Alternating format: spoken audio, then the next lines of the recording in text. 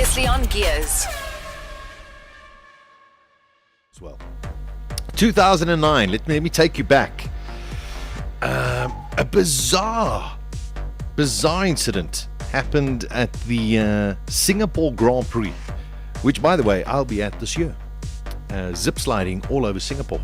Do you know that? I'm doing a zip slide over the whole of, how cool is that? It's beautiful. Well, anyway, so I've heard.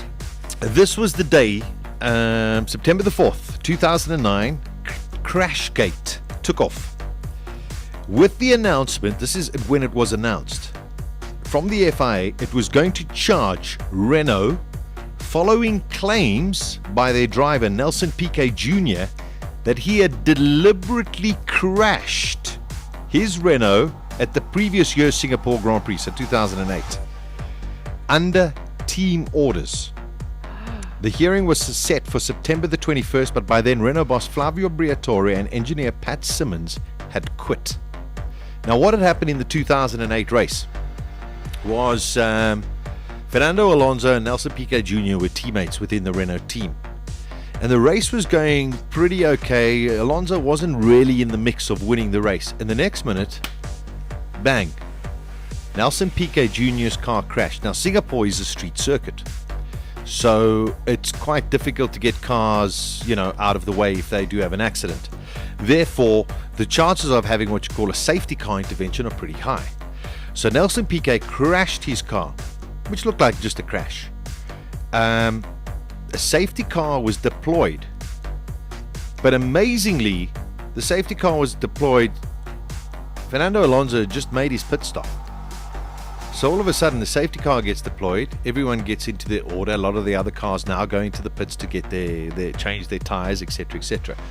And Alonso lands up in the lead and goes on to win the race.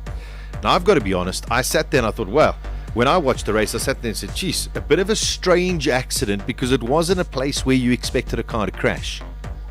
But I honestly thought nothing of it. It was only a couple of weeks later, and when Nelson Piquet Jr. was fired and let go by the Renault team, that all of a sudden people were now questioning what had happened at the Singapore Grand Prix. And unfortunately, it turned out to be a very ugly mess for Renault boss Flavio Briatore and Pat Simmons, the technical director at the time. Eventually, what transpired, Nelson Piquet testified that he was instructed to crash on a specific lap in order to sort of manipulate the race. That's disgusting. It is. It's completely Race disgusting. Fixing. Yeah, it's disgusting. Renault apologized to the whole world, withdrew as a team. Okay. Flavio Briatore resigned. Pat Simmons resigned. Flavio Briatore was given a 5-year ban from any Formula One activity at all. Pat Simmons was given a 3-year ban for any Formula One activity whatsoever. And I think Pat Simmons at the end of this year is entitled to go back into Formula One. Flavio Briatore got to sit in the sidelines for a little while longer. It tainted the sport. It was an ugly episode in the history of Formula One. Something that should never ever happen.